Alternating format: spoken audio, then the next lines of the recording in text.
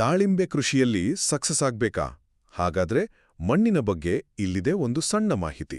ದಾಳಿಂಬೆ ಬೆಳೆದು ಒಳ್ಳೆ ಲಾಭ ಮಾಡಬೇಕು ಅಂದ್ರೆ ಮೊದಲನೇ ಹೆಜ್ಜೆ ನಿಮ್ಮ ಜಮೀನಿನ ಮಣ್ಣಿನ ಗುಣನ ಅರ್ಥ ಮಾಡ್ಕೊಳ್ಳೋದು.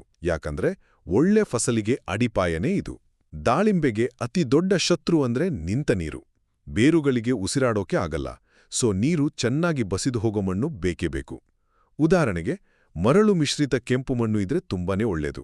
ಆದ್ರೆ ನೀರು ನಿಲ್ಲೋ ಜಾಗ ಅಥವಾ ಪೂರ್ತಿ ಜೇಡಿಮಣ್ಣು ಇದ್ರೆ ಖಂಡಿತ ಬೇಡ. ಎರಡನೇ ಪಾಯಿಂಟ್, ಮಣ್ಣಿನ ಆಳ. ಇದು ಕಮ್ಮಿ ಅಂದ್ರೂ 1 ಮೀಟರ್ ಆಳ ಇರಬೇಕು. ಯಾಕೆ ಗೊತ್ತಾ? ಯಾಕಂದ್ರೆ ಬೇರುಗಳು ಆಳವಾಗಿ ಹೋಗಿ ಗಿಡವನ್ನ ಸ್ಟ್ರಾಂಗ್ ಆಗಿ ಹಿಡಿದುಕೊಳ್ಳುತ್ತೆ. ಗಿಡ ಸ್ಟ್ರಾಂಗ್ ಇದ್ರೆ ಇಳುವರಿನೂ ಚೆನ್ನಾಗಿ ಬರುತ್ತೆ.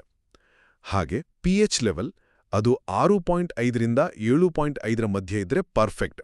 ಆಗ ಗಿಡಕ್ಕೆ ಬೇಕಾದ ಎಲ್ಲ ಪೋಷಕಾಂಶಗಳು ಈಸಿಯಾಗಿ ಸಿಗತ್ತೆ. ಫೈನಲ್ ಆಗಿ ಸಾಯಿಲ್ ಟೆಸ್ಟಿಂಗ್ ಅಂದ್ರೆ ಮಣ್ಣು ಪರೀಕ್ಷೆ. ಇದನ್ನ ಮಿಸ್ ಮಾಡಲೇಬಾರ್ದು. ಯಾಕಂದ್ರೆ ನಿಮ್ಮ ಮಣ್ಣಲ್ಲಿ ಜಾಸ್ತಿ ಉಪ್ಪಿನಂಶ ಇದ್ರೆ ಅಥವಾ ಅದು ತೀರಾ ಒಣಗಿದ್ರೆ ಬೆಳೆ ಹಾಳಾಗುತ್ತೆ. ಸೊ ಮಣ್ಣು ಪರೀಕ್ಷೆ ಮಾಡಿಸಿದ್ರೆ ಮುಂದೆ ಆಗೋ ನಷ್ಟವನ್ನ ತಪ್ಪಿಸ್ಬೋದು. ಸೊ ನೆನ್ಪಿರ್ಲಿ, ಒಳ್ಳೆ ನೀರು ಬಸಿಯುವ, ಆಳವಾದ ಮತ್ತೆ ಪರೀಕ್ಷೆ ಮಾಡಿಸಿದ ಮಣ್ಣು ಇದೇ ನೋಡಿ ಯಶಸ್ವಿ ದಾಳಿಂಬೆ ಕೃಷಿಯ ಅಸಲಿ ಸೀಕ್ರೆಟ್.